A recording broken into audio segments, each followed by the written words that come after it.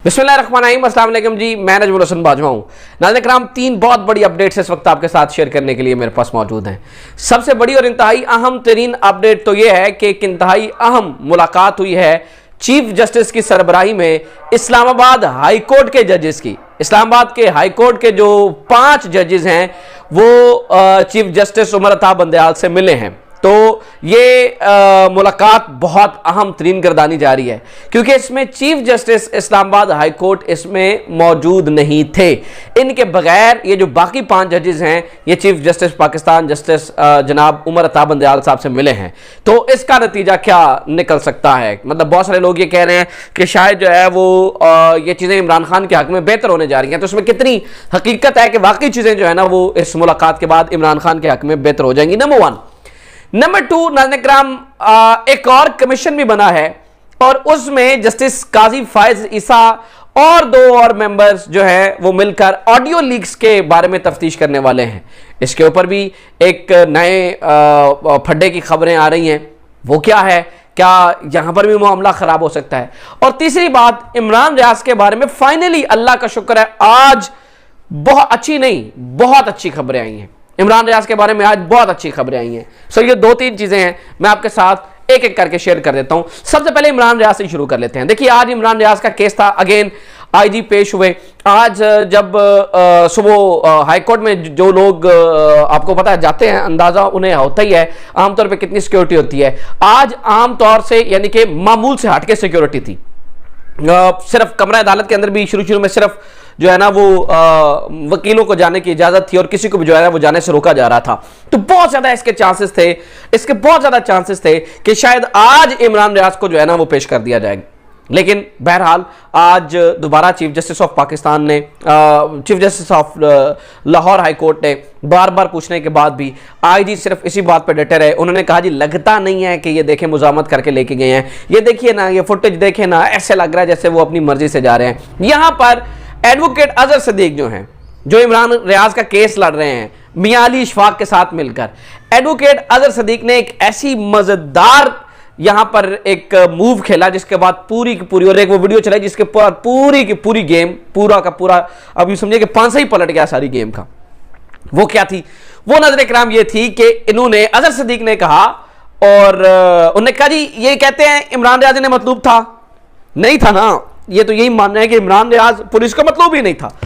तो अजहर सदीक ने वीडियो चलाकर कहा जनाब चीफ जस्टिस साहब इनसे पूछिए अगर इमरान रियाज इनको मतलब नहीं था तो फिर लाहौर में मौजूद उसके घर के ऊपर छापा क्यों मारा गया? That was a turning point. एक टर्निंग पॉइंट होता है ना, एक ऐसा पॉइंट होता है जिसे पूरा का पूरा केस जो है ना वो उलट पलट हो जाता है। आए बाएं शाएं दूसरी तरफ से समझ नहीं आ रही थी। तो लाहौर हाईकोर्ट के चीफ जस्टिस ने कहा आप ऐसा करें, सोमवार तक टाइम ले और बता दें।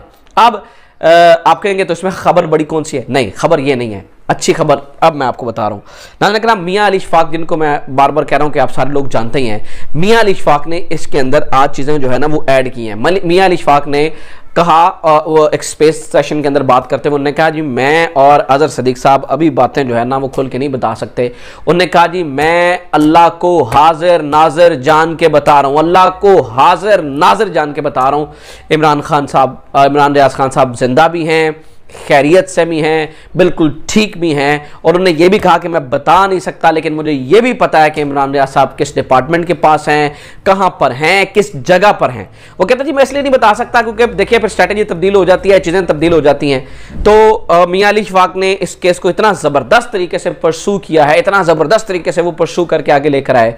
उन्होंने कहा ये जो आप डिले सोच रहे हैं ना, बहुत सारे लोग कह रहे हैं डिले आ रहा है, कुछ नहीं कर रहे। नहीं, chief justice Lahore high court documents और वो सारी चीज़ों को डॉक्यूमेंटाइज कर रहे हैं ना, मतलब हर चीज़ को जो है ना वो डॉक्यूमेंट्स की सूरत के अंदर लेके आ रहे हैं। ये बजाते खुद ही इन्होंने झूठ, मतलब पुलिस एक से बढ़कर एक झूठ बोल रही है और वो उन झूठों के अंदर जो है ना वो बजाते खुद ही फंसते चले जा रहे हैं, जबकि असल हकीकत कुछ और है। तो जो इमरान रियाज के वकील हैं मियां अली इशफाक, उन्होंने ये भी बता दिया और उन्होंने कहा जी मैं आपको बता रहा हूँ कि बहुत अच्छी खबर आने वाली है, यानी कि इमरान रियाज ऑब्वियसली जो है ना वो रिहा होने वाले हैं। नंबर 1।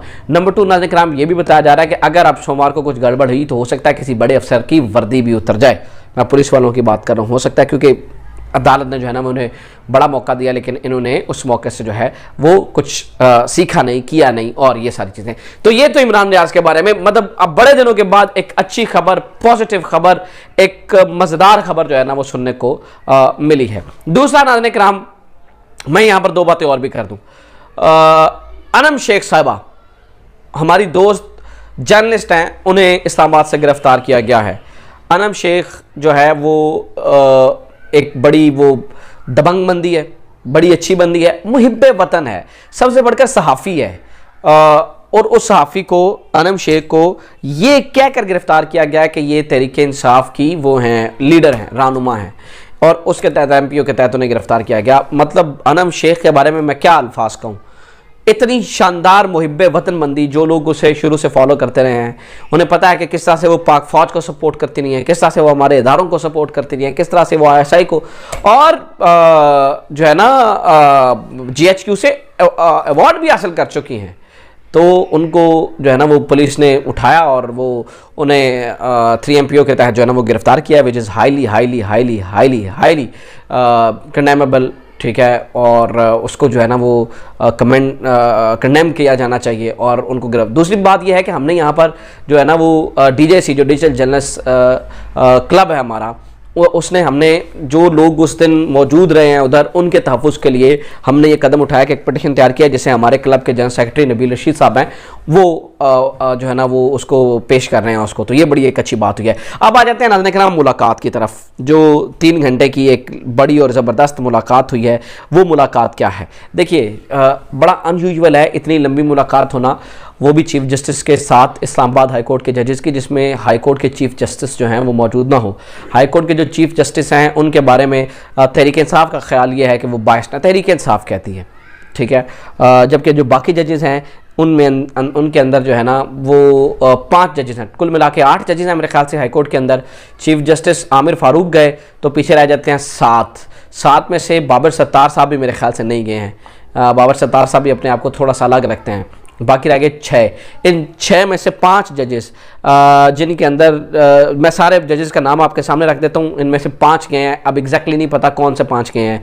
जस्टिस आमिर फ़ारूक जो कि चीफ जस्टिस नहीं थे, ये पता चल गया। जस्टिस मोहसिन अख्तर कियानी, जस्टिस मियां गुल हसन औरंगज़ेब, जस्टिस तारिक महमूद जहांगीरी, जस्टिस बाबर सत्तार के बारे में भी ख्याल है कि नहीं गए, जस्टिस सरदार एजाज एहसान खान, जस्टिस रबाब मोहम्मद ताहिर, जस्टिस सुमन रफ़त इम्तियाज़।